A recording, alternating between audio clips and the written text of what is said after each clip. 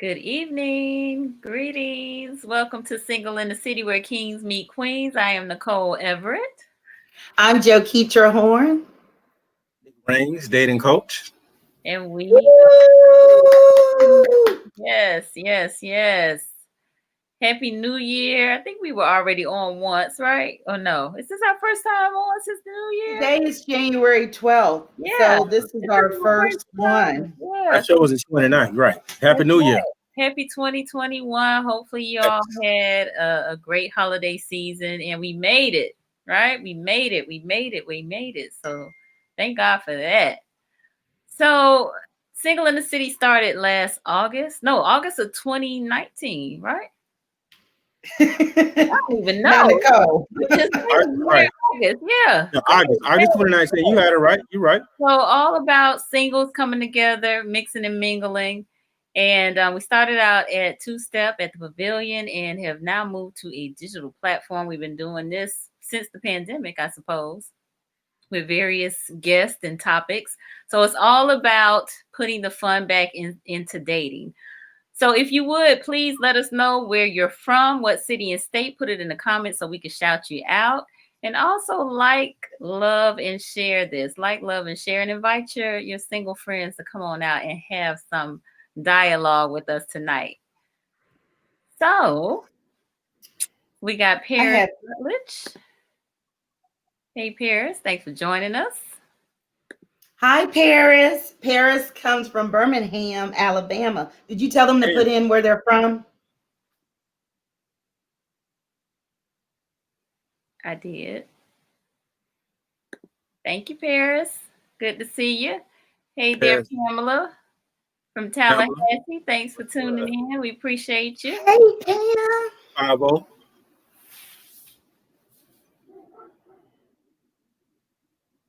I have no idea how to share this to start a watch party.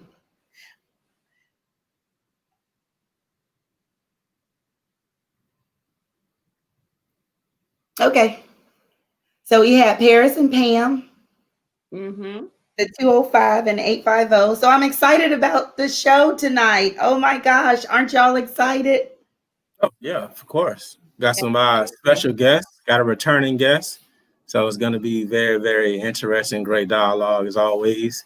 I don't want to spill it, so I'm going to let Nicole probably start. Are we going to introduce them? Or are we going to get some more people representing? Well, do you have your hype music to bring them out? Bring them out. I do, man. Okay, so I do. Let's go ahead and get started then.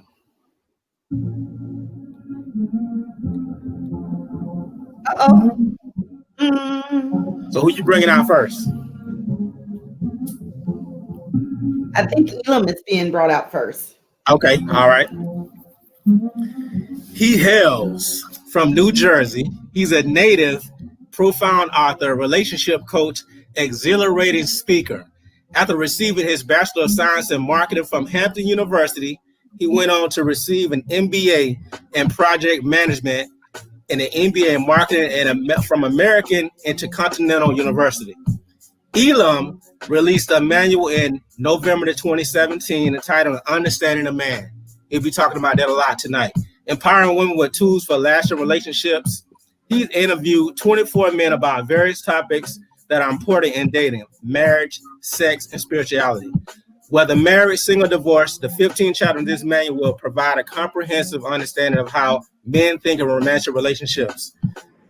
Elam King. Woo! Yeah! Ha! Go, Elam. Unmute yourself. Unmute yourself. Elam. Unmute. Okay, so see, I was going in too. I was already getting started. What's going on? What's up, Elam? Hey, welcome back. Glad to have you back, brother. Nick, the he hails, dude. You my man. You know what I'm saying? I like that. Well, I'm going to use it when I introduce Taz. Can I use it? Do I have your permission? That's totally fine. That's free. Yeah, that's what Steve Harvey. Yes. Things of comedy. Yeah. Right. All right. So Elam, Thank you so much, just for even inviting me on this evening. We're gonna have a little fun. And so, Nicole, Jakitra, Nick, just thank you so much for what you guys have been out here in the community doing, just empowering people with a couple of tools in this dating space. And I love watching and listening to your show. So thank you so much just for what you're doing. So thank you for having me. our pleasure. Thank you.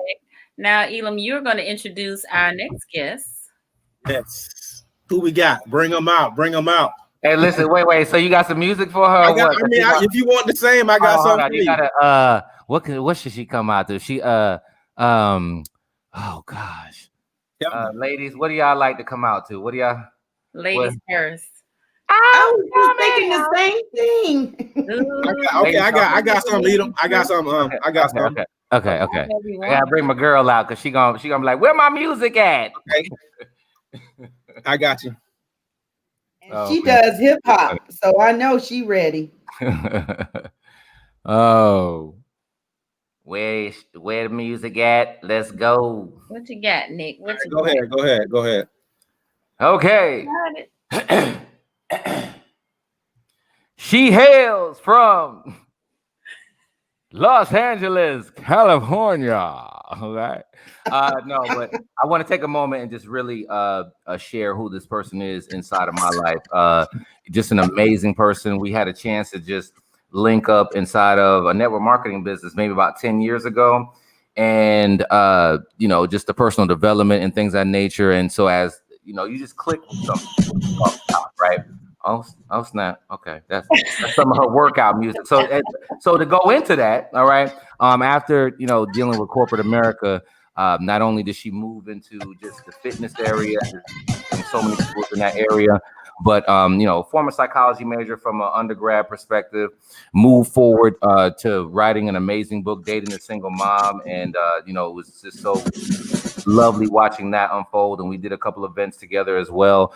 And recently we had an anthology that we just completed. It was released in November called Dating a Single Mom. And I'll let her talk about that a little bit more. But this is not only just a friend, but just family as well. And I'm super excited. She just goes around just empowering people, not only on the body, but the mind too. You know what I'm saying? And just a single mom of 3, that's that superwoman type area. All right. So I would like to bring on board empowering, enlightening, and elevating women to the next level, Ayesha Goodall.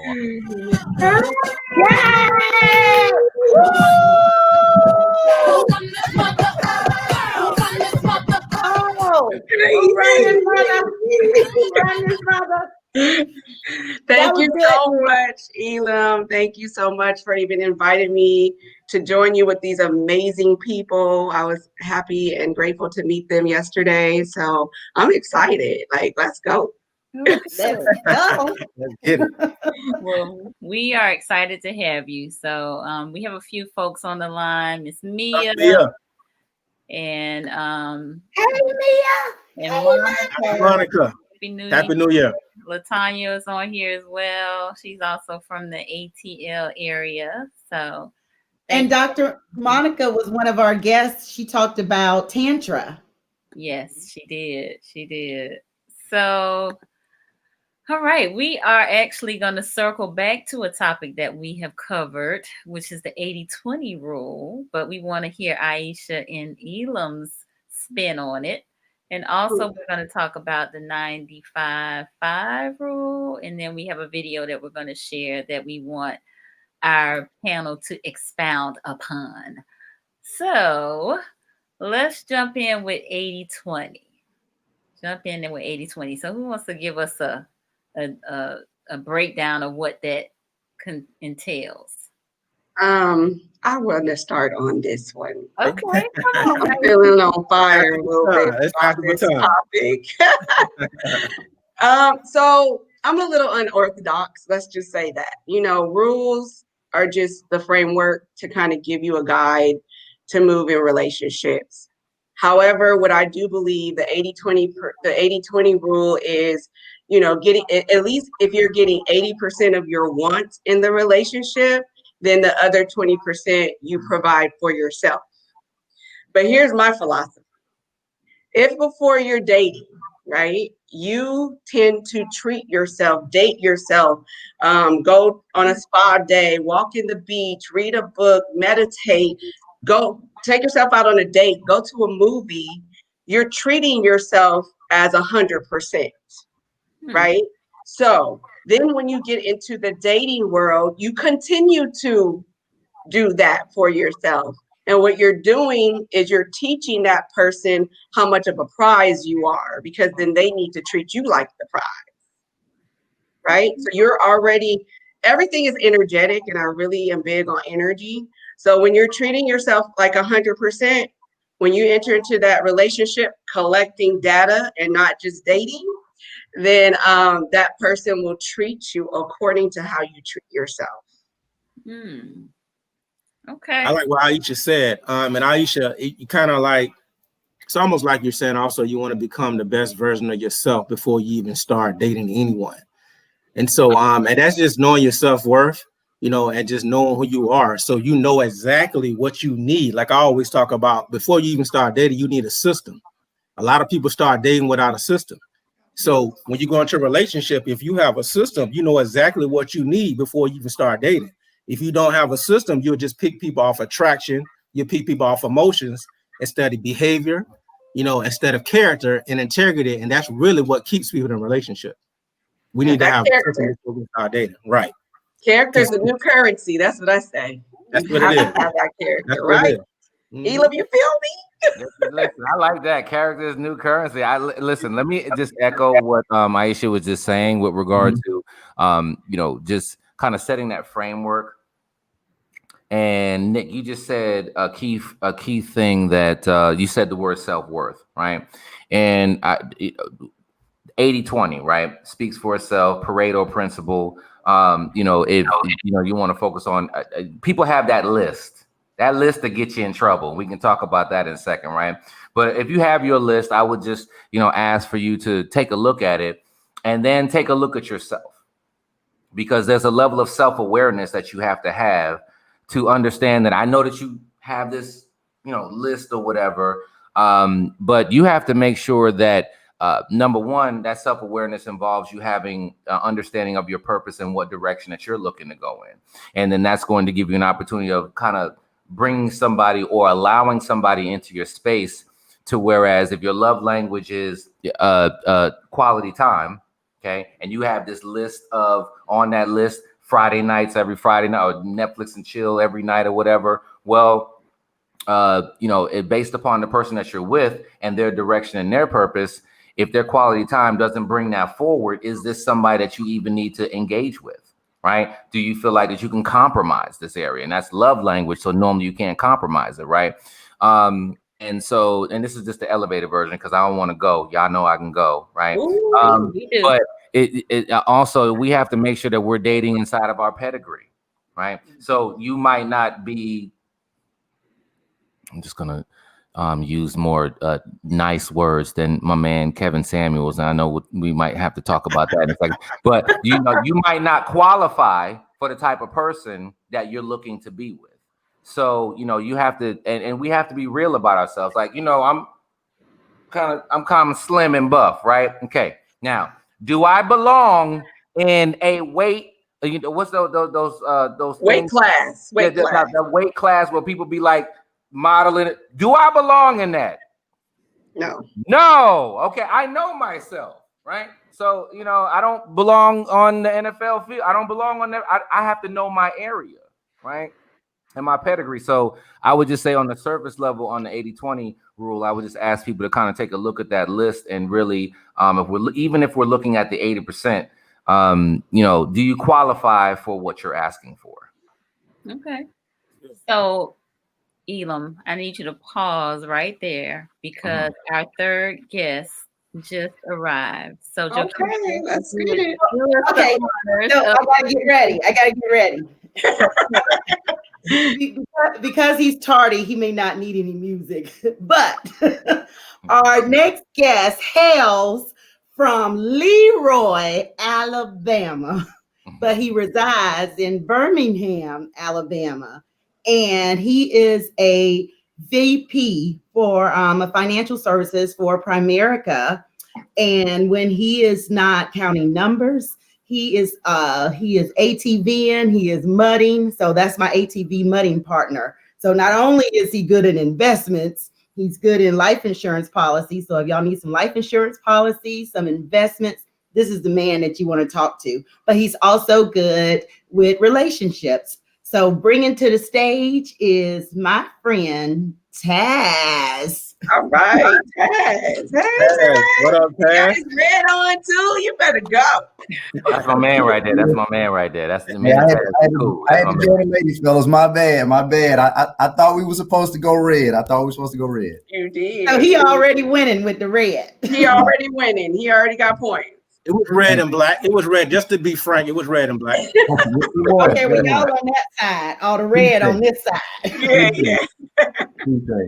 So Taz, we were just talking about the 80-20, and Elam was giving us a good breakdown. Ayesha had already shared, so I think Elam had more that he probably was gonna say or can say. You probably save for later for the show. Later, we got. You got the breadcrumbs. Right. Oh, he's sprinkling breadcrumbs. Yeah. Okay. Well, do you want to add to the 80-20? Well, first off, I do apologize for being tardy. I had another meeting that went over, so I do apologize again. Thank you, though, Ms. Horn, for that gracious, wonderful intro. But I would love to hear a little more sprinkle from Mr. Elam before I go in on anything. Though, let me Don't give him the mic. Listen, man, we were just talking about the 80-20 rule, and I said that, people have to, have the self-awareness and also be within the pedigree of what they're asking for. And I think that sometimes we move outside of that, whether it's based upon, again, I like to use the love language area as a qualifying factor because it's kind of like a baseline. We're talking about love. That's baseline, right? We can go to spirituality. We can go to some other areas that are very important, but if you are a physical touch person and you're with somebody that lives overseas, you don't qualify for this person. You don't qualify for them, and they don't qualify for you either. So it just depends on you just having an understanding of yourself before you want the 6 foot this. I start looking at people's lists. I'm like, oh, so you're 5'3" and you want somebody 6 foot. Okay, so you just wiped 83% of the men on the planet off. So you're starting at 17% of the men. Period. We didn't say whether he was spiritual. We didn't say whether he, was a mama's boy. We didn't say whether he, whatever we can go down the list of that, what occupation, what, ethnic background. We start to dwindle that list down. Oh, you want a man to make 6 figures. Oh, okay. Well, that's 9% of the country. So, we have to start looking at really what our list is and have an understanding of what we qualify for based upon our location, based upon who we are and what we have before we can say, okay, I just have to have this person. Because sometimes we're letting a UPS man go who got great benefits, right? Because you're looking for, the doctor dude. That doesn't make any sense. And you're 50. Okay. So all right, Ted. Is that a good enough sprinkle for you? Those are facts. Listen, I agree with everything you just said. Those are facts. That's great information. As far as the 80-20 rule is concerned for me, when I first learned the 80-20 rule, it was more so leaning towards business. It was a book I read, and it was talking about, how 20% of the workforce is going to do 80% of the work. So I do understand that it translates over into relationships, and I feel like a lot of times, people are looking for 80% of what they want, or should be looking for at least 80% of what they want if they're going to get into a relationship. And Mr. Elam brought up a great point. I totally believe in people understanding and knowing the 5 love languages. and sub languages, right? You need to know who you are before you try to get into a relationship with the next person, because if you don't know who you are, how can you expect me to know who you are? If you don't know, what your 80% is that you need, how can you expect me to, just speak a language that you don't even know yourself? Absolutely. Okay. Delving into the love language too, if I may, No, go ahead.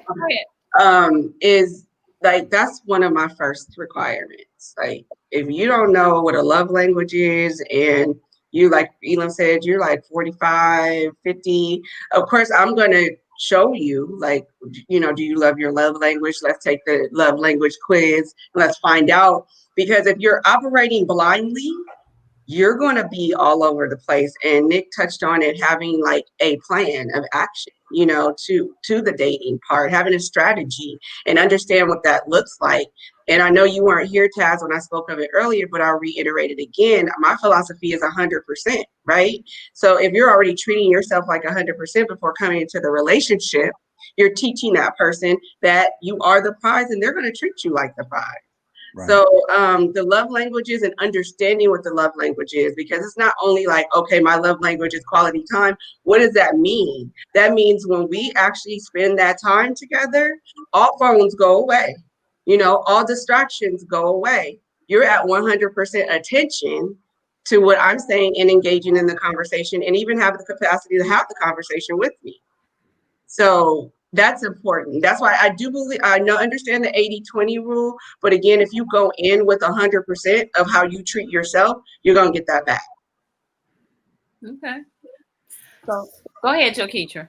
So when we talk about the 80-20 rule, I just wanted to kind of, I guess, be clear on that, because it says that the 80-20 rule is a theory that says that in a fairly healthy relationship, you only get 80% of what you want.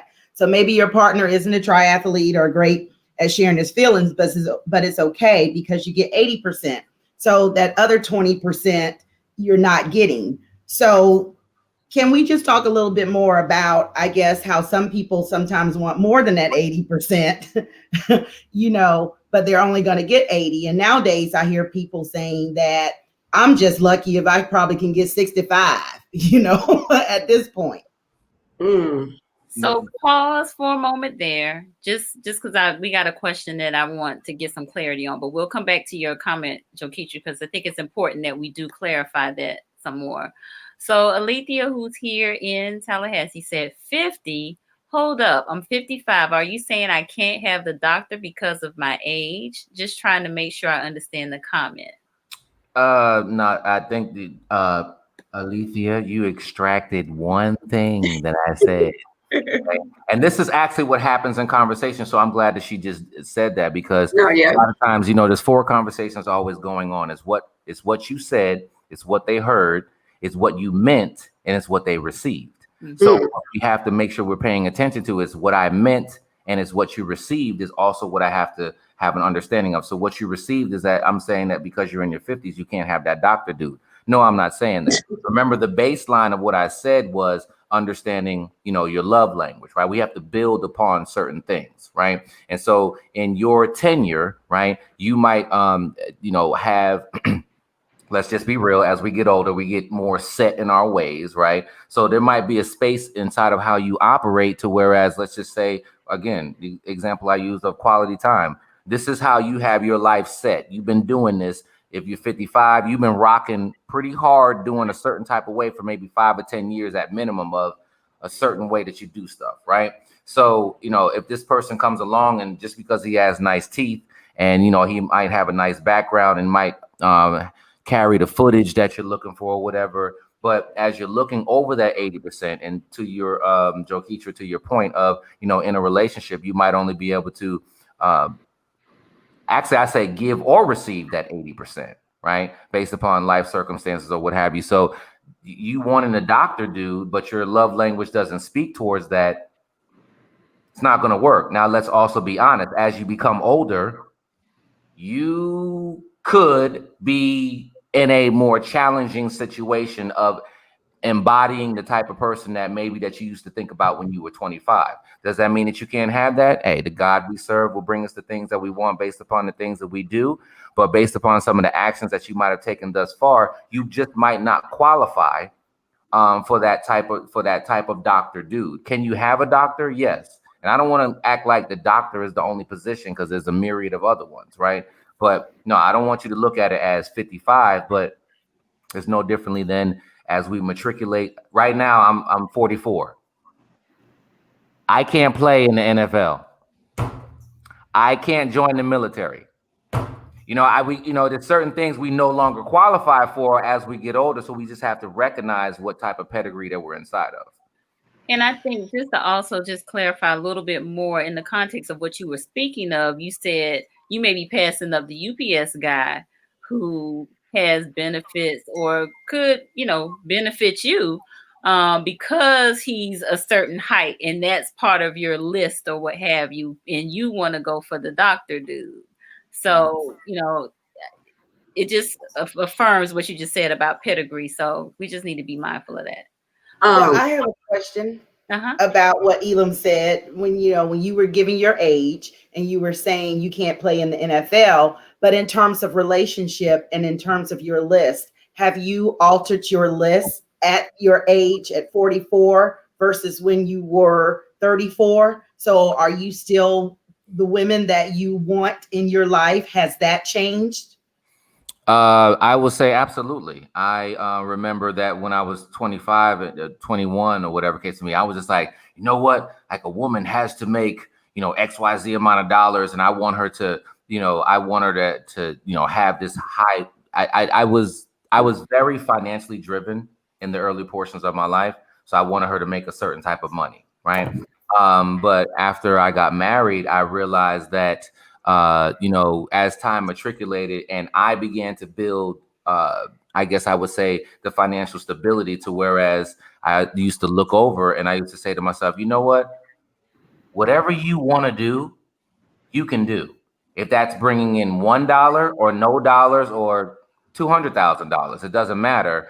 If you don't want to work and you want to stay home with the kids, cool with me. So yes, I mean, it's when it even says from a scriptural perspective, when we're young, we think a certain type of way, right? And then when we get older, we begin to utilize childish things. So yeah, we let some of those things go. So yes, I think that if anybody has the same standards at 15, and then at 25, and then at 45, and then at 65.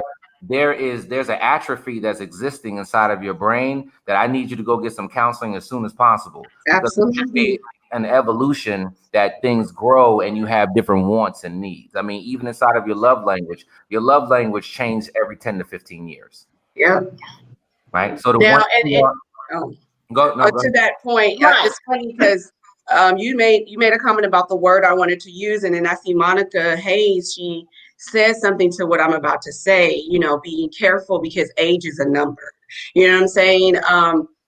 Based on age, life is forever evolving, right? And so, like you said, you can't have the same goals at 15, at 25, 35, but because of the evolution of life, we must keep up with how we grow emotionally, psychologically, and all of that spiritually. And the thing is that we are forever changing that list. I remember when I had a list of 100 things that I wanted, and my relationship coach was like, Ayesha, I'm gonna need you to be a little more realistic. You know what I'm saying? Because you're not gonna get this whole big 6 foot, 6-figure, 6-pack guy all in one. So what are you willing to give up? And ideally, in a woman's mind, it's like, oh, he has to be 6 feet. Oh, he has to have a 6-pack and 6 figures. But how about that guy is not emotionally and psychologically developed to have the capacity to take care of the need or the want that you require? Now, amen on that, sister. That's a high five on that. Can I give one example really quickly, because and it's interesting because let's just think about everybody here. I'm going to assume at some point has had a job, right? And we went after, we might have applied for some jobs, right? Okay, so when you get in there and then you get to that negotiating moment, right? And maybe you wanted 120,000, but they said, okay, we'll give you 100. Right. And so you begin to weigh, and you're like, well, it's close to home. Maybe I can make 10, 20,000 less. Okay. Right. Or maybe the benefits package wasn't the way that it is. Or let's just look at a house. Right. We go to buy a house and we want our bathroom to definitely be like this, or our kitchen to definitely be like that. But then when we look at the home, we're like, okay, well, I can deal with this, or I can, matriculate my way through this. So we do this in so many different other facets. But then when we get into a relationship, it's like, oh, well, I'm not doing that. I'm settling. You make alternate decisions based upon your original expectation. You do that in every other area, but in a relationship, it's like, no, I don't want to settle. Okay. And it's okay if you want to wait that out. Go right ahead, wait that out. But you might be missing the blessing that might have already been sent to you in the meantime. And Ayesha said it, and I just also want to echo what Elam is saying too. When he talked about pedigree, it's like when we have that list, we have to make sure that great list that you have is that man or woman, that's what they're gonna want too. So that means that if you're actually saying that's what you want, are they gonna be attracted to you as well? So that means we have to do some self-evaluation and also some maturing and evolution ourselves, because you have to make sure that same person is going to be attracted to you. So you may want that, but what makes you think they may want you if you haven't done the homework yourself? I think that's what Wendell was saying in his comments. So Alethea came back and said, I was thinking at any age we need to be cognizant of and realistic about our criteria for a relationship, what's feasible realistically versus what we want realistically. Yeah. Fine tuning the list. It's just fine tuning, exactly what you want. And my biggest thing now is the work, doing the work. And when I say that, it's so funny to see the faces of people that don't get it. They're like, the work, what's the work? They just want to magically snap their fingers and have this person that's their person, but they don't want to do the work. They don't want to date with intention. And that will lead them to the purpose partner. Because now at our age and stage between 45, I don't care, really realistically between 25 and until forever. You know what I'm saying? We have to be intentional. We have to be on purpose about who we let into our energy, into our space. Because especially with me dating as a single mom, all of that energy trickles down to my children. And I'm setting the example for them. So that's why I say I'm a little unorthodox when it comes to the 80-20. Because for me, with my package, we got to do 100-100. Like, I'm treating myself 100, you're treating yourself 100, and then we come together and it's 100. So, you know what I'm saying? I got a question from Ms. Goodall. Are you saying that you want 100% of all the things you want? Or are you saying that you want each of you to give 100%? Because I think that's the thing. So the 80-20 is 80% of what you want in a relationship is considered healthy. And the 20% is you giving that to yourself, right? But how I really break that down is if you're already giving yourself 100%, right? And you enter into the relationship, you should be able to get 100% by the way you treat yourself, because that other person is going to fulfill that other 20%. I have so many philosophies when it comes to the 80-20% because I just don't believe in rules. I believe in like energy, and I believe in building the framework and creating boundaries, in a relationship. So I can be all over the place about the 80-20 because it actually can be in different areas of, dialogue. But the 100% is, if you're giving 100% of what you want on your list, why can't that other person give you that too? All right, so I believe that people can give 100%, but still not be 100% of what you want, though. Mr. Elam made a point a few minutes ago, and he talked about how the love language should be the first part of this. You should know your love language, but then knowing your love language, you may not be fit for specific people. And I got an example for that. For a person that's love language is touch or time.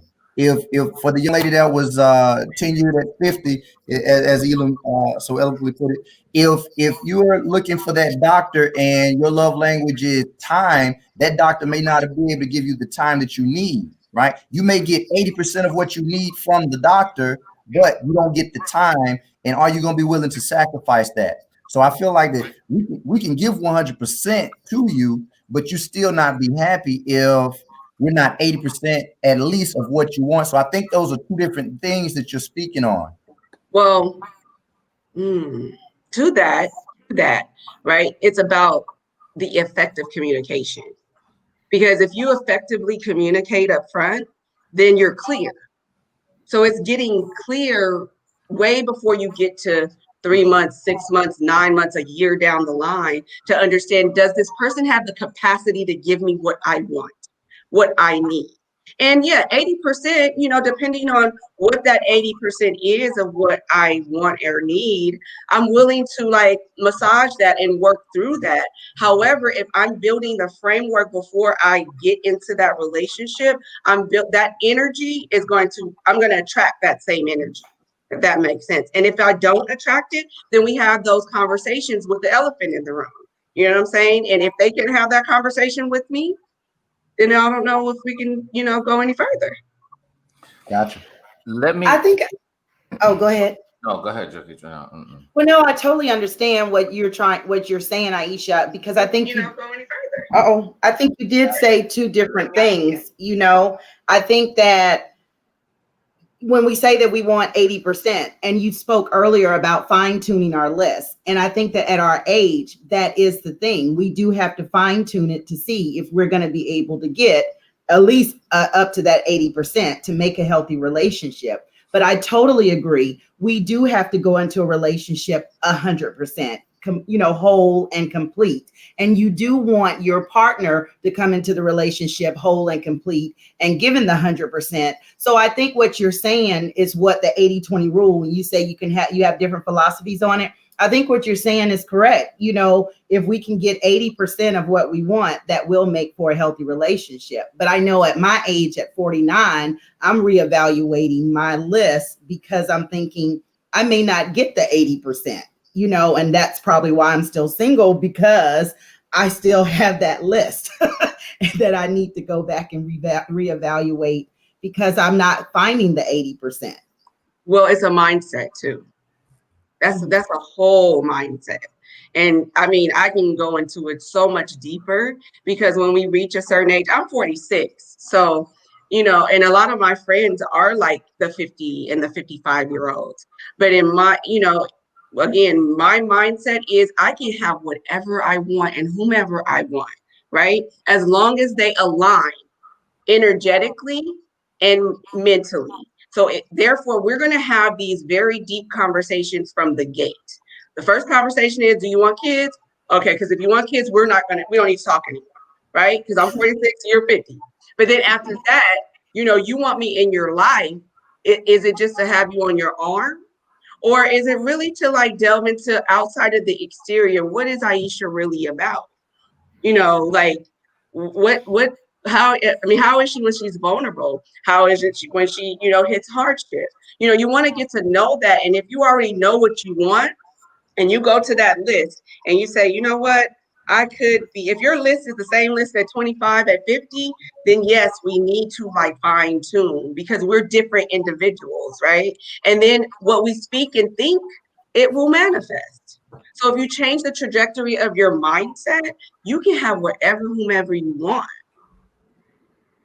So Aisha, I agree with what you're saying, and I love the energy part because I believe when you're dating, you need to have this abundance mentality. Absolutely. So you can't go into dating thinking that it's not enough people out there.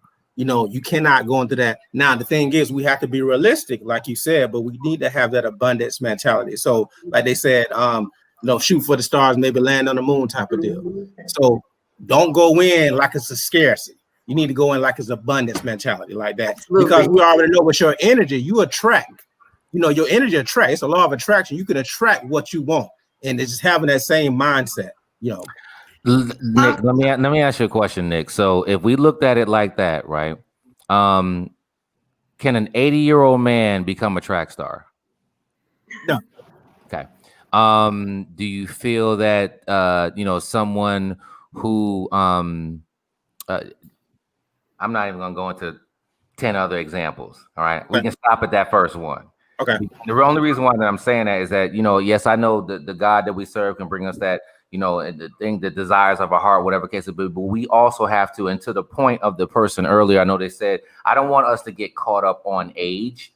And that's why I use the word pedigree, right? Your pedigree is the design of, your ethnicity, your age, your gender, your likes, your dislikes, your love, like whatever your pedigree is, does it fit inside of the equation of the type of person that you are looking for? Because whatever type of person that you want to be with, they carry a certain demeanor. For example, I remember in the, one of the most known books on the planet is Think and Grow Rich by Napoleon Hill, right?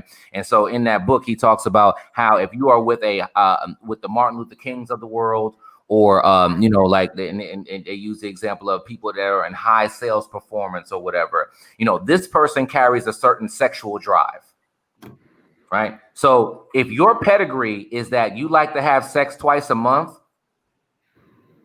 you probably should not get with somebody who is a physical touch, or somebody who is that has a higher sexual quotient. You don't qualify for that person. That's whether you're 25 or 60. It doesn't matter, right? So we I know that we like it sounds sexy, and it's the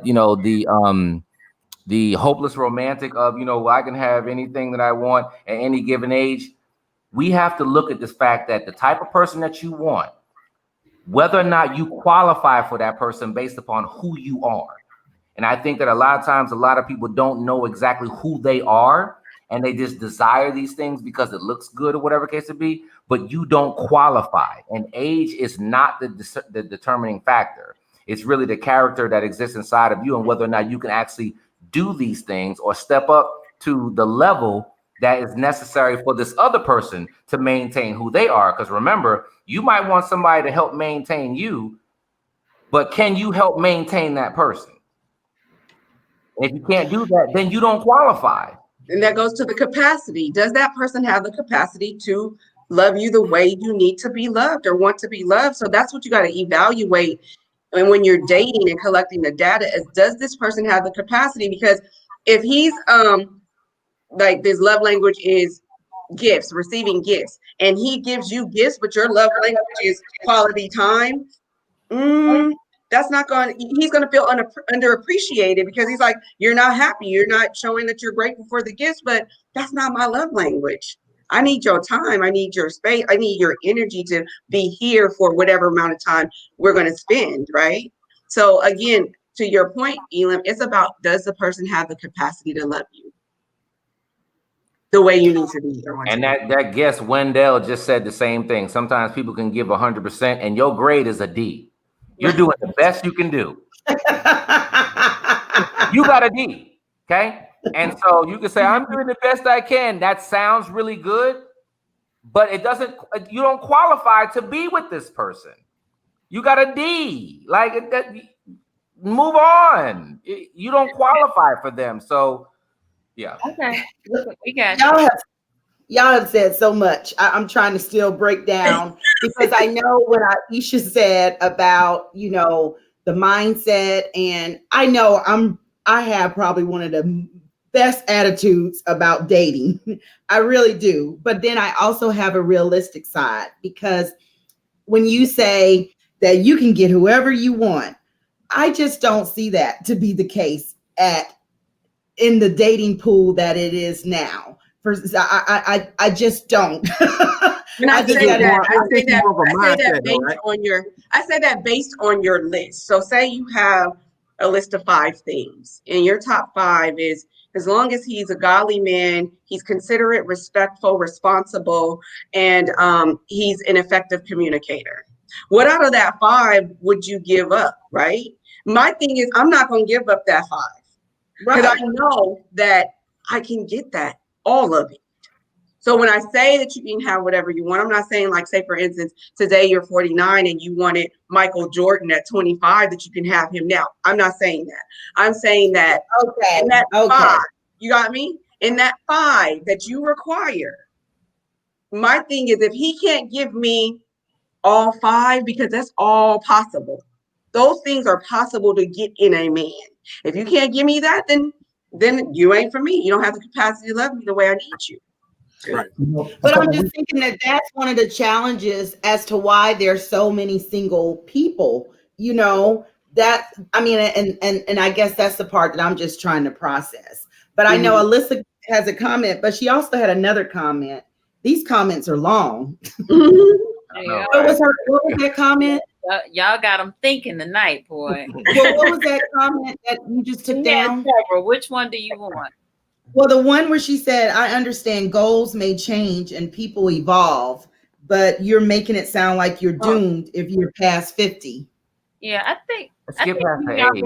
I think we already addressed the age piece. So let's move on from the age. And okay, well, and then her other comment. Reassessing your priorities list in a partner is not necessarily settling. It's called maturation of the mind, body, and soul. No, the other comment that you just took down from her when you said that there were several. There are. That one. As you learn, grow, do you? Yeah, at the end of the day, knowing who you are, communicating what you want is the biggest hurdle to overcome, which okay. We are all, yes, that's part of why we are even here today, to try to. Communication is one of the hardest things. However, people settle without communication. So then we have frustration, and then we have resentment, and then we have all the other things that come with what we don't want. And I want to say that you have preferences and you have non-negotiables, right? Ayesha held up her 5 hands, her 5 fingers, right? These were non-negotiables. Godly man, communicator, whatever else you said, Ayesha, right? Those are non-negotiables, right? 6 foot preference, right? You know, I don't even know what all some ladies come up with. A lot of baby mama drama. Yeah, you know what I'm saying? Like, you know, just non-negotiables are like, for example, I am words of affirmation and physical touch. That is me. If you don't like big me up or whatever, and you are my main squeeze, that's a problem. Okay, you can call me sensitive. You could say yes, I am sensitive. That's what most men are. They really are sensitive if we really break that down. So you can't say to me, "Oh, you're sensitive," right? No. My sex quotient is a certain level, right? That's what it is, non-negotiable, right? Will it change at 65? I'm sure that it is. At 44, you know. But a lot of that too is knowing you. Exactly. People don't take the time to know them. They jump into relationships expecting that person to just know. Okay, you're just supposed to know that, you know, I'm sensitive. You're supposed to just know that. No. How about you know what you are so that you can effectively communicate to the person, here's what makes me me, you know, and here's what I need for you. Like Elam said, you know, he has a certain quotient of how he is loved through sex. That's a conversation. Because if he likes having sex 4 times a week and you're like, no, once a week, we don't have nothing to talk about. And let me share something with you, ladies. I would just want to dial this back because it's hold on. Shameless plug. All right, in my book, Understanding a Man,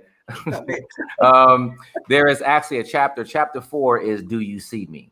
And in that chapter, I only let the single men. In that book, I interviewed 24 men about various topics of the heart that they wanted their daughters to know about to help them sustain and empower them with tools for a relationship, right? And so in that particular chapter, I only let the single men talk. And so what you know, step 1 in the whole dating phase is understanding yourself, okay? And step 2 is pay attention to, and I was actually speaking to the ladies of this, pay attention to the guy that you're with, right? That you're dating or what, all right? Step 3, whatever you see, believe it. Don't try to change it, okay? You can't do, don't do that, right? Because women want to marry men for who they can be. Men marry women for who they are right now. Okay, so if you think that, well, maybe he's gonna, one of my frat brothers, he's a doctor and he works in the emergency room 1 week on, 1 week off for 12 hours from 7 at night to 9 o'clock in the morning, right? Okay, guess who's not going to Little Johnny's concert? He can't do it. And if you're like, well, maybe 5 years from now, maybe he'll do it. No, Understand what you see right now, what he's doing, and don't try to change it, and embrace that. And can you live with that? If you cannot, get out now before you start having sex, before you start having orgasms, right? And your body starts to crave him, and now you're going to make him want to be your man, right? Before we start doing things that biologically start moving towards you, pay attention to who they are, and I see the comment there with regard to, the young lady wants a 6'2" guy and she's only dating 5'8" to 5'10" guys. This is where we go to a preference versus non-negotiable. And, the age-old story of there was a man drowning and he asked God to save him. And so first he sent a boat and he was just like, he didn't like the color of the boat. And then he sent a log and he was just like, no, he didn't want to grab the log. And then God sent like 2 or 3 other things. And then the guy's about to drown. And he's just like, well, God, I asked you to save me. And he was just like, well, I did. I sent you the boat. I sent you the log. I sent you the raft. I sent you, so women want some women want a man, and you have these preferences, but you're missing some people that are passing you by, that are sent to you, that actually could be your soulmate, simply because you want to base this upon your preferences. You gotta, we have to look at that. Okay, so Alethea, we understand that you are tall, and we understand that height is a non-negotiable for you. That's fine. We get it. There are going to be physical preferences, though, and again, things that aren't negotiable for some folks. So it's going to be a mixed bag. All right. So let's try to reel it on back. Okay. We want to make some final comments and then probably transition to the 95-5 rule. So we can speak the 95-5 briefly, but we got this video that we're trying to do as well and discuss. So briefly on 95-5. Yeah. Well, someone just made a comment that they don't necessarily agree with Elam's assessment about women, because sometimes God didn't send that. That was the devil.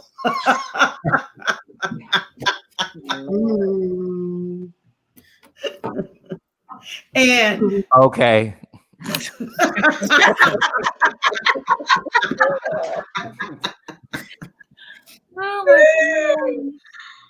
Okay, go ahead. Does somebody have some closing remarks on 80-20? Just do the work, and just again, figure out what your non-negotiables are and what your preferences are. And if it's 6 feet, stick with it. But if it's not, and you're willing to do, consider taking that and put it into the 20% of your list, just understand what's most important. But if he gives you 85%, 80% of what you want, and he's 5'8" versus 6'2", do the math. Okay. And I would say, get to know yourself. That's one of the main things. Become the best version of yourself first. We have a plan for everything else in life, but a lot of times we don't have a plan for dating, which is one of the most important things you can do. And a lot of people don't understand, if your marriage is the goal, how you date sometimes end up in transition to how you are as a married couple. That trickles into marriage as well.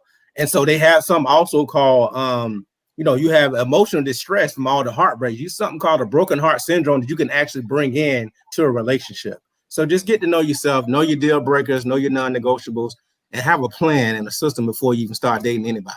Absolutely. I want to ask the people that have done research, when you talk about this 80-20 rule and people that have followed it and, have gotten that 80%, I wonder, are there statistics that speak on, are those the relationships that are withstanding? Are those the relationships that, last? Have you seen anything on that, Nick? Because I know you do a lot of research. So you said a lot. So ask the specific question that you're asking.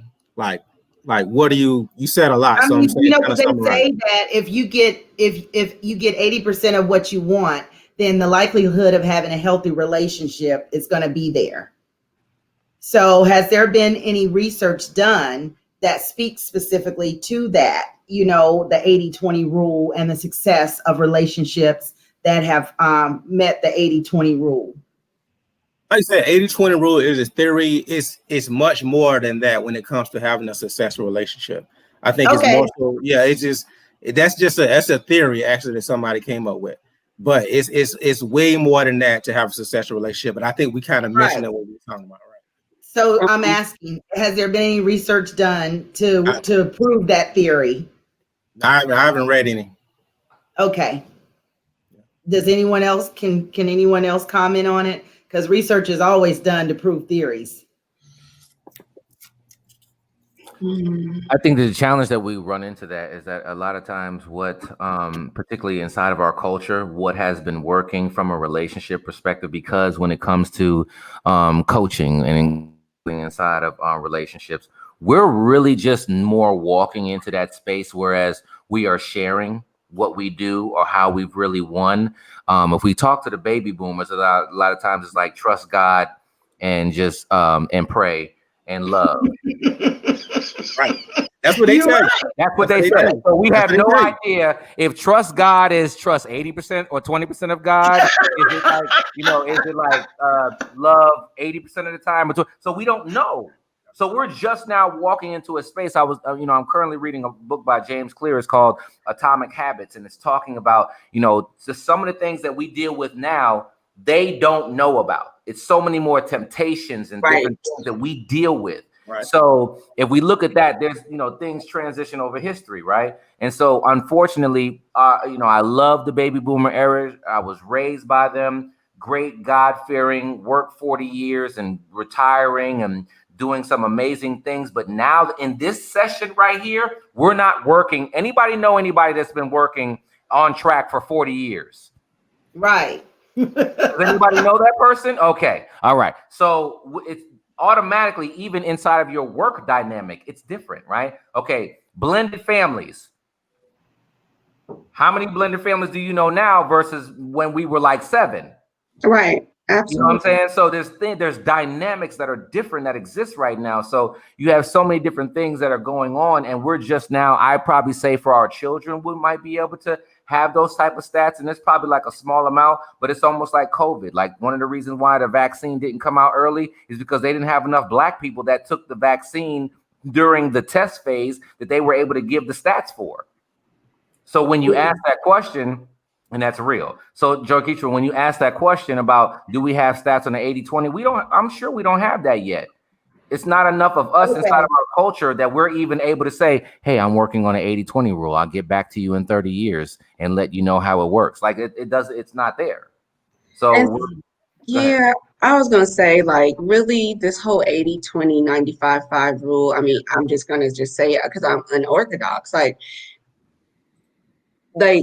the thing is like we spoke about before, just plan your work and work your plan. And that's what you got to do in relationships. If you go into the relationship just kind of haphazard, or I don't want to use profanity, but haphazardly, like just kind of like on a whim, then that's what you're going to get from that relationship. Is just on the whim. They're not going to value your standards. They're not going to value your boundaries. They're not going to value you if you don't even value yourself.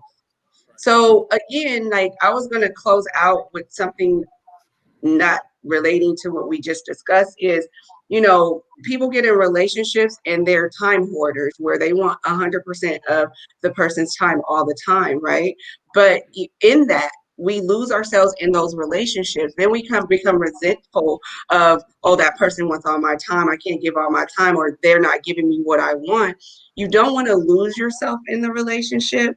And to your point, Taz, when I was saying that I have different perspectives about the 80-20 rule, is in this aspect, when you get in a relationship, you're getting 80% of what you want for the relationship to be healthy, and you take the 20% and you give that to yourself. Go and start that podcast, go and start that business, go and start whatever that is, because if you were doing it before, that's what attracted the person to you, is that you were a go-getter, that you were a self-starter, and then now you get in a relationship and you're like, it's all this person, so that 20% in that, from that aspect of it, is important to not lose yourself or your identity in the relationship. And I just wanted to close out with that, because that's important too, that when people do get what they want, that keeps that relationship healthy. Don't lose yourself in it. Touche. Okay. So I think this horse is dead and stinking. Yeah, let's stop that. Yeah. So can we Get out of Next.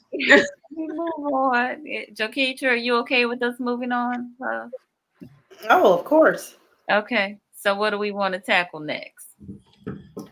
I know Dan had asked what was the 95-5 rule. So I know we're limited with time, but if we can briefly just touch on that, then that'd be great since a lot of people are not familiar with it. I think I'll start on that then. The 95-5 rule, from my perspective, was something I read about, and I can't remember what book it was. It was quite some time ago, but it wasn't necessarily a theory. It was more so just a rule that 95% of people are the same 5%, right? So if I hang out with 5 guys, we may not like the exact same type of women, but it's a small group of women that we actually are attracted to, right? A lot of women will say there's no good men. Well, there's good men, but they end up dating the same type of man over and over and over, mainly in my eyes, probably because they don't know the difference in non-negotiable and preferences like Elam was speaking to, right? But if you have your core value set and you know exactly what you want and you got those non-negotiables and you don't negotiate those, if that person doesn't meet those, then they're out of there. Then you can change up, right? Because all the people that you date, they don't have to be in this one little area. It's not going to be, oh, he's got to be 6'2", he's got to be 6 figures. Those are the things that shouldn't be in your non-negotiables. Those are the things that should be in your preferences, right? So I think that if we get those under wraps and understand who we are as far as the love languages, what our love language is when we give and when we receive, maybe some of the sub languages as well, I think that people would have a better chance at the dating pool. But with dating the same 5%, if me and these 3 guys hang out and we go into a room and we hang out a lot, the 5 closest people to you are the sum of who you are. So if I go out with these same type of guys, I'm going to naturally start to gravitate towards the same type of people, right? So I think a lot of times what it is just that, we're dating that same pool. Okay. Anybody wish to shed some more light on that? Ayesha, I'm gonna let you go ahead. Your opinions. Okay. To that point. A preference can be. I actually can relate because I've never heard of the 95.5. I mean 95.5. But it's like a radio. We got 80 points. Sound like a radio station. 95.5 FM. No, but now that he's explaining it, I get it, right? So usually I like tall, dark-skinned, bald-headed guys with goatees. Let's just say that. Look, you and all of our little won't that. That's right. 5%. So that's the 5%. That's the 5%. So right. Now I get it, and like even subconsciously or not even being conscious, I'll like date a guy, and I'm looking like, so he almost looks like my ex-husband. Like, why am I attracting this guy? Or he has a look that my father has. But of course, that goes to what's familiar, right? So we go towards what's familiar versus I've also said, let me think outside of the box and try even though I like the tall, dark, 6-pack, guy with the goatee, let me try the 5'7" guy. That's not my 5%. However, when I try the 5'7" guy, what happens is there's a level of like, and I'm going to be transparent. Okay. And I know this is live. There's a level of disrespect because I see power here and I see lack of power here. Ooh, that's good. But that's real though. I'm glad. But that's what you feel like that's what you gotta have. So that's fine. So yeah. And so even though I've considered that, right? I've considered that, and the person is in the mind, I say, oh, well, they have a 6-foot mind. They have a 6-figure mind. They have this. If you close your eyes and I was blind, I would believe that he's this big guy, this guy, right? So go ahead. Well, that's your preference, and it might be your non-negotiable. Just to answer that question, because a young lady had a question a few minutes ago. Can your non-negotiable be your preference? And it can. It can, yeah. But you gotta understand that the older you get, the less likely, because us tall guys die off a lot faster, they say. So you gotta understand we may not be as plentiful in the older ages, right? So yeah, but we got to be true to that, and that's why with me, I don't care. Like, we're on a public platform. I'll probably get a lot of heat after this, saying, "Oh, so you think because I'm such and he's such such?" But that's what the majority of us women think that we're afraid of talking about. Like, literally. I think this was taught to us, though. I think this was taught to us because in business they talk about tall men get, some of the better jobs in corporate America because they're tall, because of what you just spoke to. So I mean, it's being taught.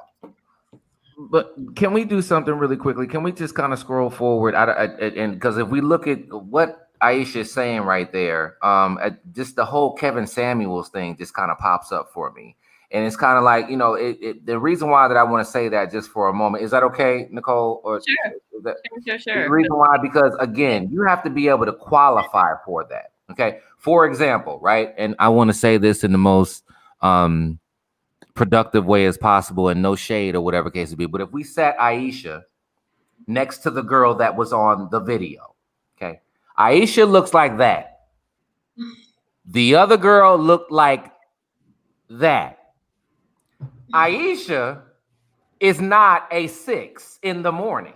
Never seen her early in the morning, but I'm just based upon what I can just say. She's not a 6 in the morning, right? So her preferences, right, can be in alignment with the type of person that would be like, okay, Ayesha, no, whatever her name was, right? Because you're not of my pedigree, to whereas you don't qualify for me.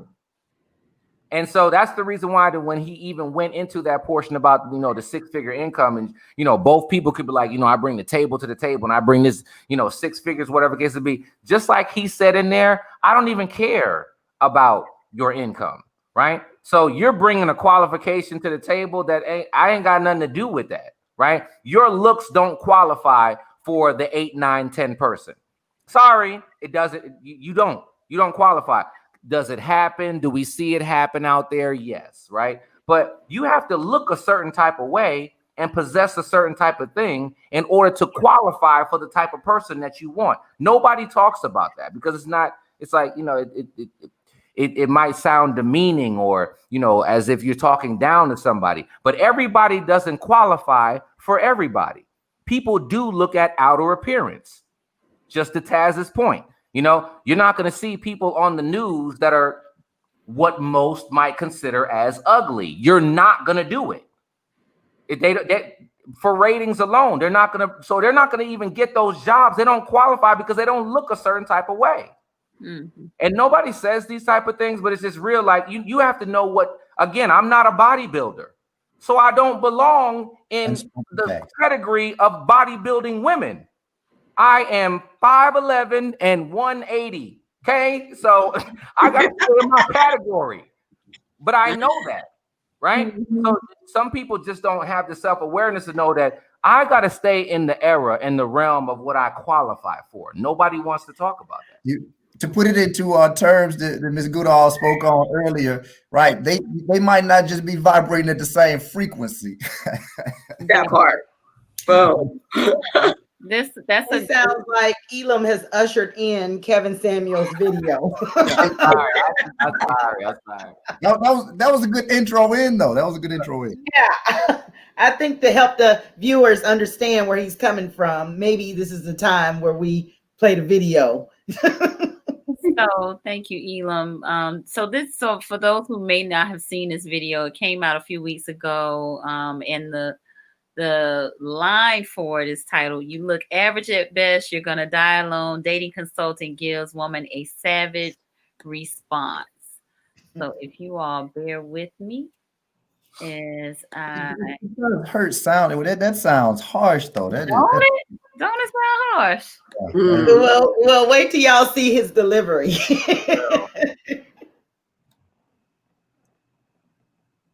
right, let's see if it's gonna play for us. Oh, of course. Here's a song about a brawny paper towel and a lot less waste. When your ice cream cone needs an ice cream handle, your table's Oh, just they have it in sections of 4 now? a little towel strong enough to handle. Use a little square, not more. Stand tall, tear small, and stop the waste. And I want to Save skip more through soap. Video. Unfortunately, you want to skip it. There's no I skip. gotta look at Bronny. That's a good paper towel though. Brownie is that's some strong. Yeah, They are, and I like the 4 sections. That's pretty That's cool. hilarious. Is what I'm realizing. And ma'am, and that's my point. You ladies all feel like, listen, you ladies all feel like you're the exception to the rule. And then when someone like myself comes along and gives you a dose of reality, instead of just accepting it, it's like, yeah, but I'm special. You don't know any men on this level that are not your father, that aren't related to you. That means you don't know these men. You don't know where to go get them. You don't know what they want. But you're still saying, pick me. They don't want mid-30-year-old baby mamas. I'm trying to be polite, man, but they don't want those. Can I ask you a question? Did you hear what I said? Why is that so? Why is it so little? Go ahead. I love that part. From my point of view, I feel like I get what you're saying. They do have better options, but also those better options are younger girls. Those younger girls don't necessarily 20-year-olds are not necessarily attracted to 45-year-olds. Bullshit. I'm 51 and I can't beat them off with a stick. That's another one of you lies. No, younger women are attracted to older men. What are you talking about? So can you see me? Yes, I can. Okay. So do you feel like a woman like me? Uh-huh. What would you rank yourself on a scale from 1 to 10? You cannot use 7. Would I rate myself? Just your face. My face when I wake up 5, but when I put myself together 6. Okay. And how tall are you? 5'5". Dress size. I'm sorry? Your dress size. Agree. Okay. So that makes you give yourself a 5. That's average. Yes. So average looking women tend not to get high earning men. They tend to get average men. So Did you stop right there. Stop right there. Stop right there. Breathe and digest. You're 35 years old. And you can look around and see the world. You don't tend to see higher earning men with average looking women. Off rip. If you do see them, they got their average looking woman when they were both really young and he built his way up. But a man earning the kind of money you're talking about does not go for an average looking woman. I mean, my body is not average, so. But ma'am, you please don't make me say it.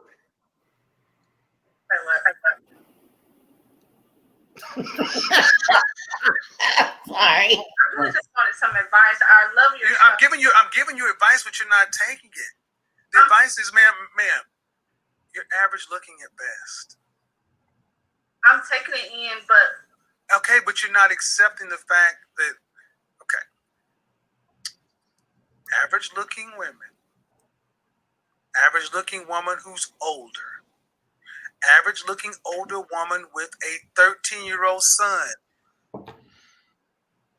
average looking woman with a 13-year-old son with a sketchy baby daddy. Ooh.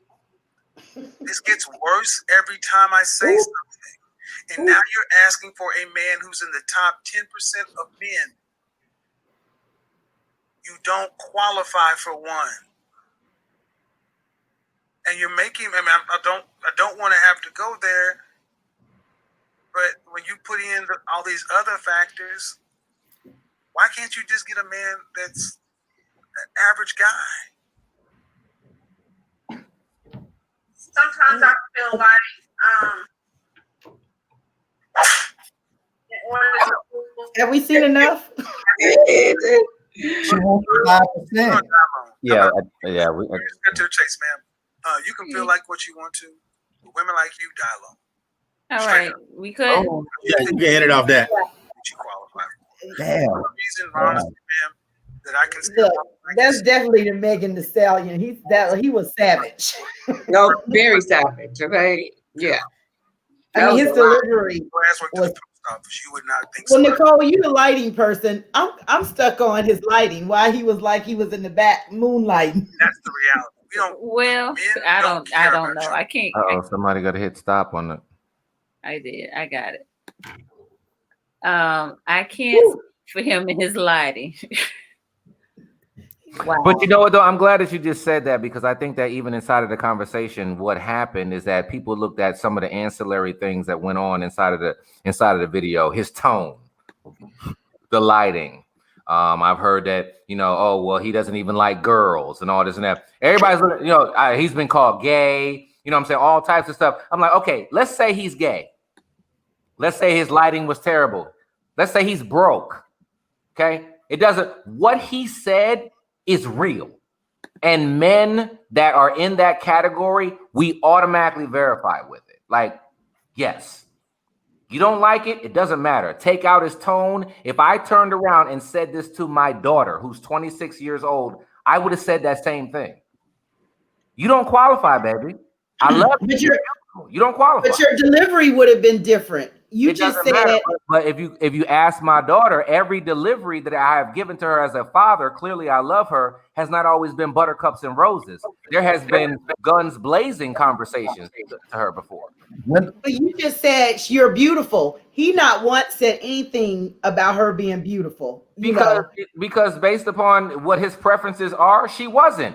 These are the things that people don't want to say. But she wasn't based upon his preferences. And then she said she was a 5. Yeah. You know what I'm saying? Like, let's just really look her at confidence. Her confidence level was very low. Even if she thought in her head that she was a 5, she should have brought it like, I am a 10. I don't care what. That's right. You know what I'm saying? Like, listen, don't give your power away like that. You never give your power away. I have been amongst some women that have just been, they've been 6s, but their sexy was on 10. So I was just like, ooh, you know what I'm saying? Like, or a 5. And we don't really want to look at the ranking of it. So I don't want to take it to there, but we want to say that at the end of the day, the words that he said, just be mad at them because they're not wrong. And Alyssa just said something. If you could bring her comment back up, because I wanted what she said. All I'm saying is, why do we give men permission to qualify and quantify us? So here's my point to that. We give men too much power. And Elam and I were having a conversation. The yin and the yang takes a switch when men hit a certain age. And then when men decide that they want to be open and vulnerable with the woman who's their person, they're a lot more sensitive and emotional than women. And because why do you think our future president has 90% of his team that are women? And out of the 90%, 50% of them are us, Black women. Right. So we give men too much power, and we need to go ahead and hold the power, because in order for men to be attracted to us, they hold us up here to a certain degree. Why can't we hold ourselves up there to that degree? Mm-hmm. And not allow them to take our power away? Because that woman gave him 100% of her power. Yeah. She did, and he set the tone when he said you can't give yourself a 7. So that's why she teetered on the 5 and the 6. And I would have said a 10. I know. I would have said, I wasn't gonna start at nothing but a 10. So yeah. No matter what he thought, right? Because none of our business what he thinks. That's the difference in your confidence, you ladies' confidence, and her confidence, though. She gave herself. He asked the question, "What do you give yourself?" She said a 5. He said, "Don't." He was basically saying, don't say 7 because I hear it too much. Every woman says 7. So don't say 7 because you're not a 7. Right? That's what even though society has this picture perfect ideal of what a perfect woman should look like. If you really look at things right now, we have our women with our fros. We have women. Target has models that are more fuller sized women, so now there's no definition of the perfect woman. And if a man feels like she has to be a Coke bottle, then he needs to also go look in the mirror too.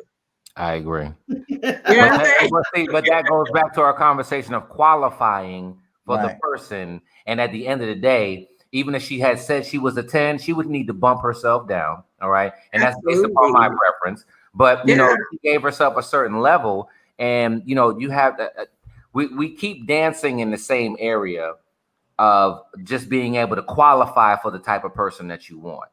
And so there is this dynamic that exists between I can have everything that I want, and I can have the type of guy that I want, and I can have the type of girl that I want. That sounds good, but what do you qualify for? Okay. And I think that that's just something that we just have to look at. And it is based upon your ethnicity. It is based upon your age. It is based upon your finances. It is based upon your generational curses. Mm-hmm. Okay, so it's based upon you having a self-awareness of knowing this is where I am, and this is the type of person that I probably could qualify for, whatever case it be. And you can, and I think that even if we want to step ourselves up to maybe a different level and level up, I think that accountability of actually leveling yourself up is also not done. We just want to qualify for somebody that's at a certain higher level, and we're nowhere near the capacity to be able to be in that arena. But isn't a 10 in the eye of the beholder or the person? Absolutely, totally agree. Yeah, I agree with that. I think one of the comments said that the beauty is in the eye of the beholder. I believe there's a woman out there that thinks she's beautiful. It's just not the man that she's trying to get to. She wants that top 3% or that top 5%, because I think it was Wendell that said, it's only 3% of men that's in the area that she wants. So she's trying to get in the top 3%, when for those men, she's maybe lower, in the bottom 5%, And Wendell, he's saying it again. He said, women qualify and quantify men all the time. We ranked and rated every day, and we all know it. Money, body type. Yeah, I mean, it's absolutely true. Like both men and women do it. Everybody do it.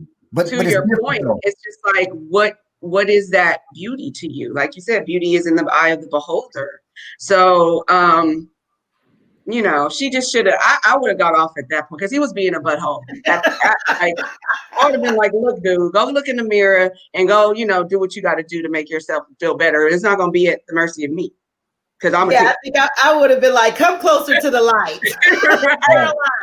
Come closer to the light." Listen, I think Alyssa just said, like, would he have used that same tone or whatever case to be if she was white? Like, her ethnicity in this moment has nothing to do with it. If there was a white woman that was a 5, it doesn't matter. You're a 5 Asian, you're a 5 Hispanic, it doesn't matter. It was so much deeper than that. So it definitely wasn't about the color. It had nothing to do with it at all. You got black men on here that love black women. Yeah, so no. Mm-mm. But he had an insecurity too. I'm sorry. I saw through that.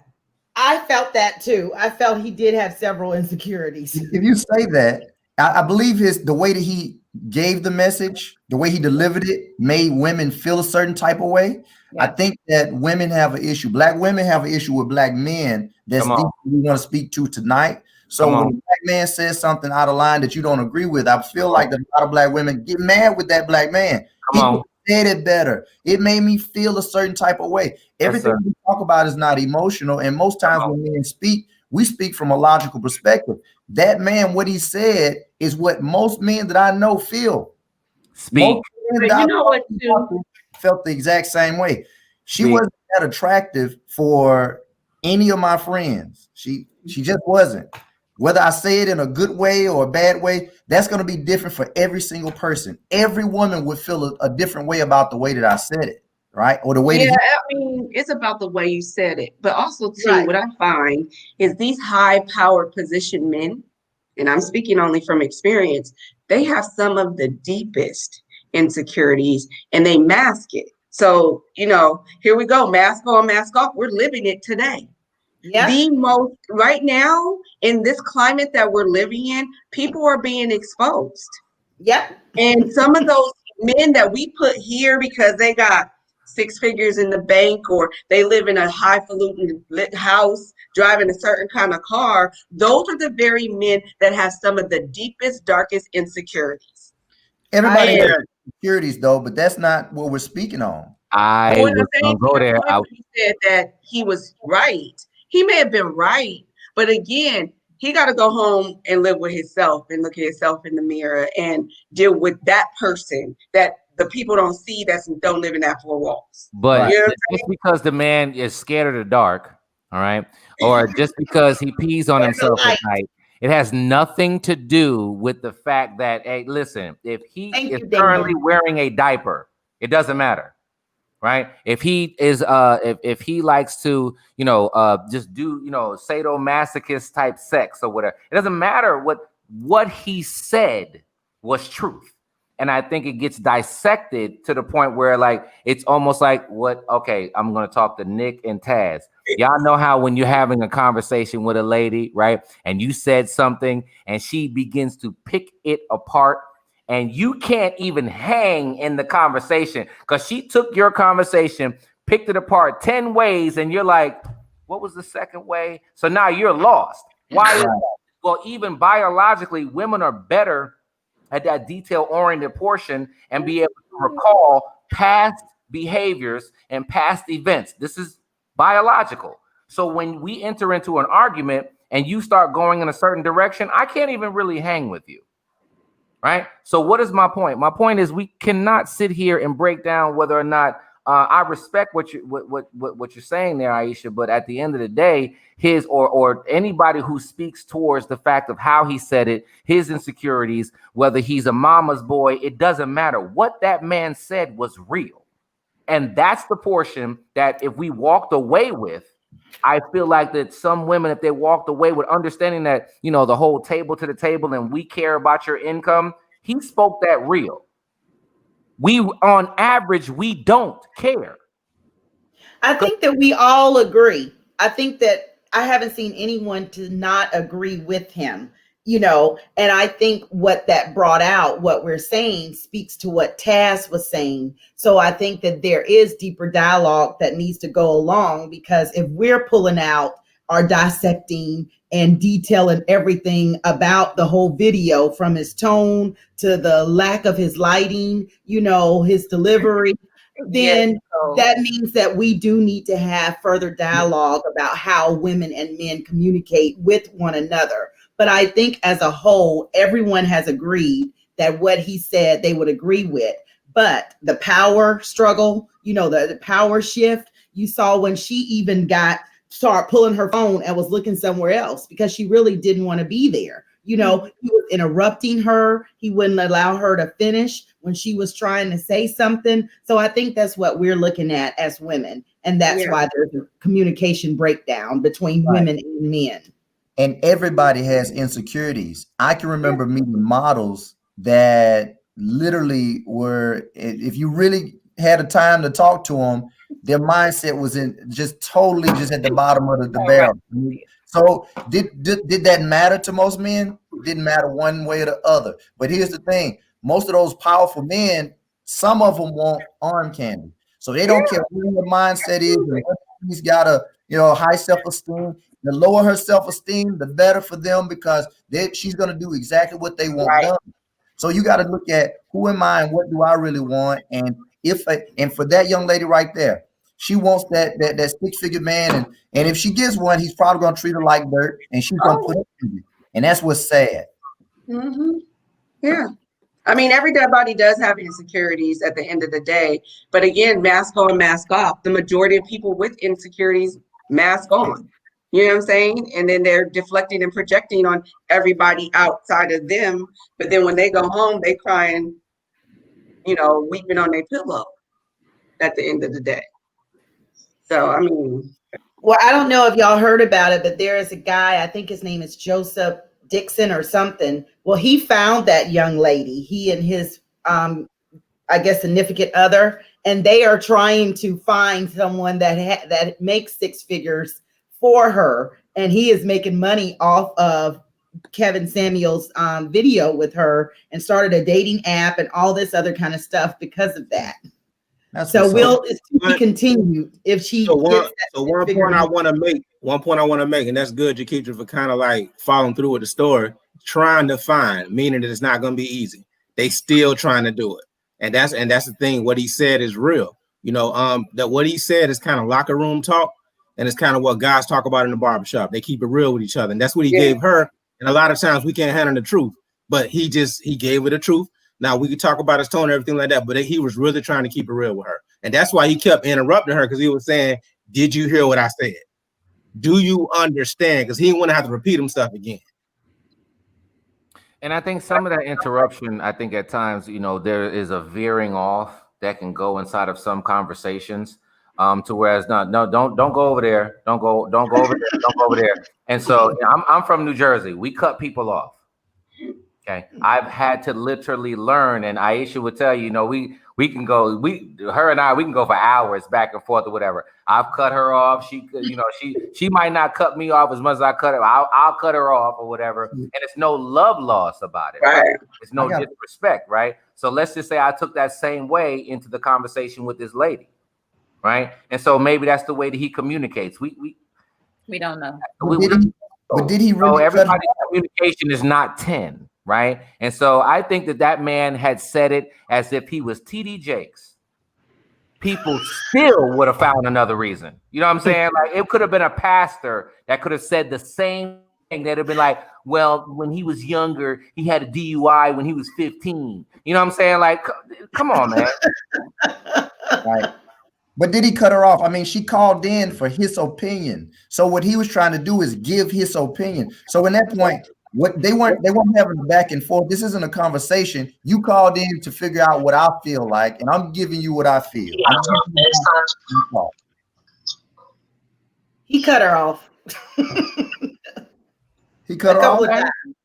I feel like he was like, listen, are you listening? Because I'm giving you the answers to the test, because that's how men do a lot of times. I know I've done that in conversations. If I'm giving you my honest, and you're not listening, I'm just like, listen, but are you listening though? Did you hear what I said? Because I'm being honest. But then that means that and that speaks to what I was saying about the communication and the effective communication and how we communicate. I mean, but at the end of the day, if you're cutting people off, she was mid-sentence and trying to say something, and he was like, don't go there. Like what Elam said, don't go there, right. You know? So he was in essence. But to my point, she should have like literally cut him off. So when she was doing this, was that not like? Yeah, yeah. Well, what about? Yeah, you brought up the cell phone thing. So she was being rude. She wasn't listening. Yeah, okay? Did anybody talk about the fact that she wasn't listening? Well, yeah, Nobody. She was checked out after he humiliated her, but she should have literally hung up in his face because he was disrespectful. Right, she had tapped out. She had tapped out at that point. It's definitely a way in how you deliver your message, and he should have handled that a little more discreetly, because it was a public thing versus like if it was just him and her. And this is where I would have to just hold on. I don't want to cut nobody off. Go right ahead, sir. Go ahead. Taz, I don't want to say I was being disrespectful to you. Right. Taz, please complete your sentence, Taz. No, I digress to you, King. I digress to you, King. I don't want to be disrespectful either. Okay, Taz, may I proceed? Go right ahead. Here we go. So what I'm saying is that, you know, we're not always going to have buttercups and roses as men when we deliver. And what's interesting about, you know, just the masculine space, right? We have this hormone. It's called testosterone. It influences the way that we think and the way that we do. We are biologically, we have more in it than you do inside of you. Okay. We also have something called MIS. It also contributes towards that, right? So this is biological. It makes me be aggressive, okay? It makes me keep you secure, right? It makes me not be scared in certain situations, right? So you want a manly man. You want this man with turned up, you know what I'm saying? I want him to be the man and secure and protect me. And then in every conversation, you want him to be like, well, you know what? inside of our conversation, what I would like to do right now is I would like to communicate with you and make sure that you understand that, the reason I'm coming from inside this moment. So you know what so That's it's it. not always gonna happen. Now, if I love you, right, Jokitra, we in a relationship. I love you. I need to become more cognizant of my emotions, right? Because emotions are an indicator. It shouldn't be a direction. Right. So inside, when I love you and I'm walking in a space where, we are together, then I need to fine tune certain portions of conversations. But when we just it was almost like a sparring moment. Right. And so they were sparring on over social media. Right. And so the delivery, we going into all, man, sometimes we need to make being a man great again. Right. Sometimes being a man is like wrong. You know what I'm saying? Like sometimes if we just act like a man and we exemplify some of the characteristics that come with being one, it's like, when you want to be disrespectful and you just want to demean, and man, listen, make being a man great again. I'm about to get a whole new hat and get a different color. You know what I'm saying? I'll buy that. I'll buy it. Okay. I'm sorry. I got something to say about that. Okay, Elam. So again, he had the opportunity to deliver his message to her, right? Direct. I believe that being direct is on point, but he was very disrespectful. So let's just take me, say I was in that seat. I don't care if I was a 5 or a 10. Again, I'm going to say I'm a 10. But if I was in that seat and he said, did you just hear what I said to you? First of all, I'm going to breathe because I might say some words that's going to be disrespectful back to him. But then I will kindly say, you know what? I need you to go back into your space, look in the mirror, take 2 seats. And when you can talk to me with respect, then we can have a conversation. But I'm not about to look like a fool on social media where thousands, millions of people are looking at me. I mean, I understand he can make his point. Because you're not a 5. You're not a 5, Ayesha. You can talk about that because you're not a 5. That's why. But that's not what she's saying. Because I'll ask Ayesha and Nicole, would you want to go on his show and sit in that seat after doing what he just said, regardless if you are 20? You know what I mean? Well, I think you guys, maybe you would have handled it a little bit differently. I think to Taz's point earlier, I mean, she gave up some of her power, right? And she walked literally right into, he asked her questions and walked her right into. So for, that's true. She wasn't ready. She wasn't ready. You have, again, understand your audience, your pedigree, whatever. She wasn't ready for him. So again, you have to be ready for the conversations that you have with people. She wasn't ready. I was about to say, know who show you calling into. Like, you got to know this guy. But did she know? Did she know? I don't think she did. Somebody said she called him for advice. Yeah, she did. But do we know if he's a relationship expert or no? I don't know. If he was, he's a dating coach, but he kind of. Elam is gonna say. Elam is gonna say it doesn't matter because any of the men would have given the same advice. But one of the viewers did ask if he was a relationship expert. He is. He does this so regularly, and he acts that way with everybody. Men and women. Right. Oh, okay. What is the guy? Let me remember his name. His name is what? Kevin Samuels. Kevin Samuels. That's his normal tone. Yes. That's his normal tone. I would never everybody you talk to. Everybody you talk to, he's talking that way. If we look at, expect TD Jakes to come like that. Right. So if we look at the fact that now that we've established that this is the way he talks to everybody, because remember, women and men are equal, right? So no. Women and men are equal. So in conversation and communication, we're equal, right? So at the end of the day, he can talk. Why can't he talk to her the same way he talked to me or Nick or Taz? What's the difference? So, okay, I got a point to that. I'm sorry. Would you talk to your auntie like that? If Auntie called on my show with that foolishness, Auntie gonna get it, okay? Auntie, you knew before you dialed in who I was, okay? And we ain't at the barbecue, we're not in church. You on my show, Auntie. Come on. You're not gonna talk to your auntie. I don't believe that. I don't believe that. I wouldn't talk to you like that, right? You know what I'm saying? Like, you called in on my show, we can go back and forth or whatever it is to be. But again, we've established that this is the way this man talks to people. So check this. Folks are saying he's an image consultant. Image, what does that mean? Is he what, like what clothing or what image? I guess everything. Because you're not boosting up my image, talking to me like I'm a 2. He was talking to her like she was a 2, not a 5. But do you have an issue with your image though? You're very confident. I can tell from listening to you talk. There's no way that a confident woman would go on his show or a confident man. For what purpose? Right. I wouldn't go on this show either, right? Joe Keacher says she would never go on the show. So we wouldn't expect people with confidence to go on the show. The fact that they go on the show means that they have an issue with their own self-image. They need help. They're calling in for help, and he's giving them that help. The help may not always sound good, but I feel like sometimes in order to get people to move, you have to shock them into it. There has to be something dramatic to get them to say, you know what? You're right. I got to do something different, because otherwise it'll be just like most people. Most people at the beginning of the year do what? Right? They make a vow. Oh, I'm going to do this. I'm going to lose 5 pounds. It's every year though. Why don't they change? Because they don't have somebody right there in the ear like, listen, get you in gear and go make a change. So that's what he's doing. After I looked at more of his videos, I was like, that's just who he is. That's how he. Yeah, that's how he talk. Everybody. I was like, hey. Well, I just Googled him, and it says that he is an image consultant, a personal shopper, and a style coach. He's gay. I'm sorry. He's not a relationship expert. Ayesha. Hey. I'm sorry. That was like, I'm sorry. So he's probably trying to step over into the relationship field. Yeah, he talks about relationships though too. That's the thing. He talks about relationships, but that is his bio. But the reason. Okay, let me just retract what my comment was, because I don't want to offend anybody. Love is love, Wendell.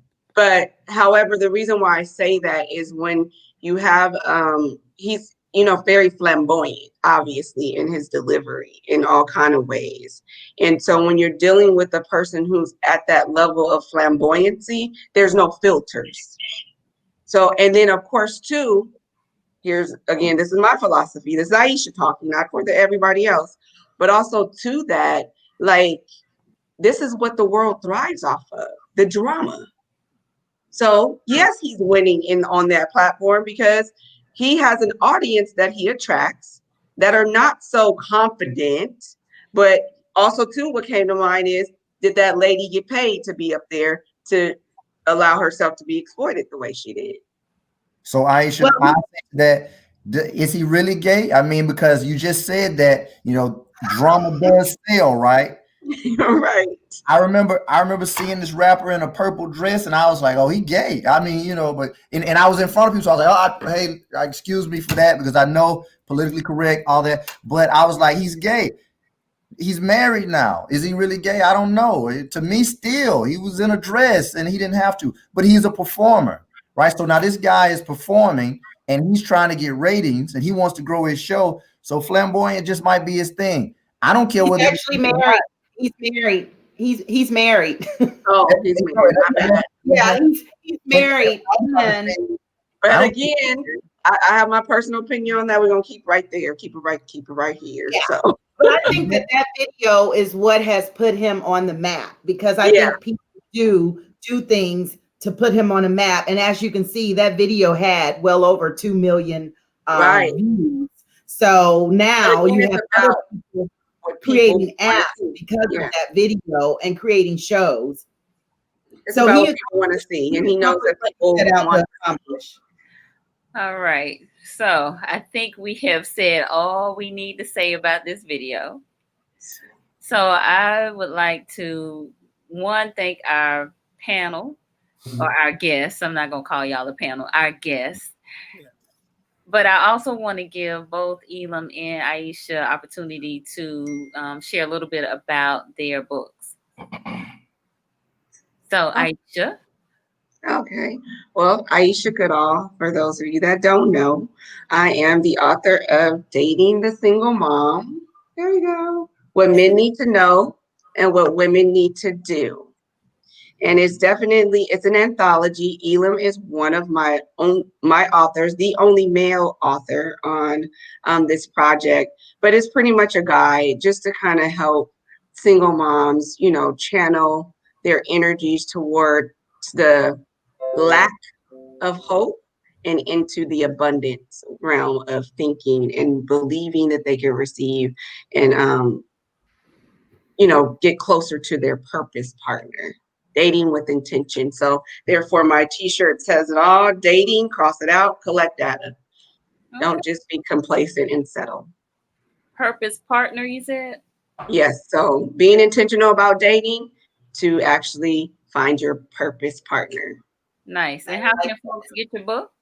You can get my book off of www.datingthesinglemom.com. I am on IG as dating_the_single mom, and also too on Facebook, Dating the Single Mom, the movement. So there will be a lot more you'll hear about us this year. So I'm looking forward to all that. All right. Very good. Can I say, Ayesha, I would love for you to come back and maybe talk about your book, because I know that there are other women in Elam involved, and share some of those experiences, if you would be open to that. Absolutely. This is my second book. My first book was The Single Mom Survival Guide, Moving On with Life After Divorce. So, and this was the second part to that, leaving the last part of the book. And what I did is I brought more people on board to actually become authors and share their stories as well, because my story might only gravitate toward a certain audience, whereas multiple stories, I have more diverse audience. So I would love to come back. Yes, absolutely. Thank you. We all want to come back, Ayesha. All right, Elam, we know you've been here before, but for those who may have missed it when you came, tell us about Understanding a Man. Well, first of all, Nicole and Joketra and Nick and even you on here, Taz, as well, and Ayesha, you're my dog for life, right? I just want to thank you guys for just giving me an opportunity of being a part of this platform. Love what you guys are doing in the community. I'm feeling your banner back there, Nick. You know what I'm saying? Like, I like that. But I released Understanding a Man in 2017. Understanding a Man, Empowering Women with Tools for Lasting Relationships is available on Amazon. You can also go to my website, understandingaman.com, and you can click on and order it from there. I also, of course, as Ayesha was just saying, was in part of the Dating a Single Mom. And I actually have a upcoming book called Understanding a Man, Memoirs of a Father to His Son. So that is going to be an amazing project that's going to get released very soon. And you can follow me on, what is my, I guess, Elam B King on Facebook or Instagram. And then also my Facebook page is Understanding a Man as well.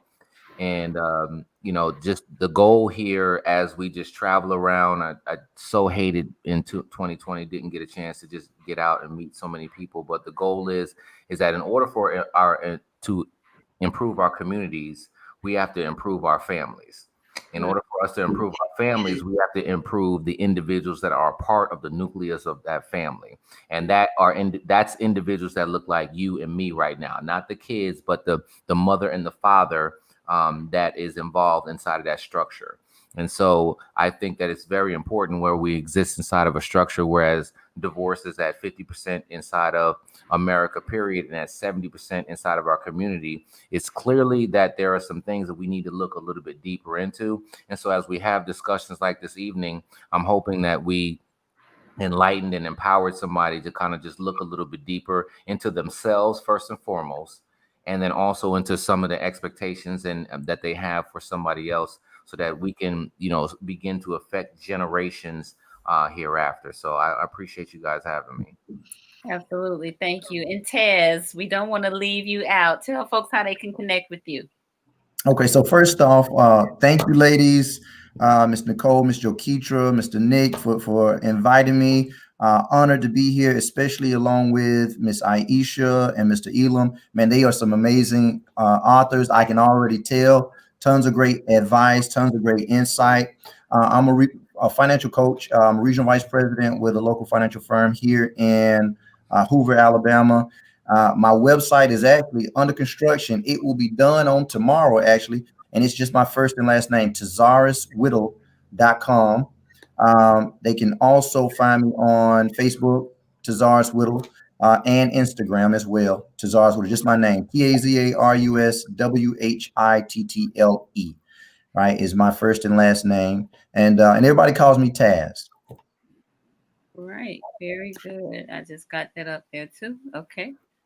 All right. And there was a question on the floor to ask if Ayesha has a website.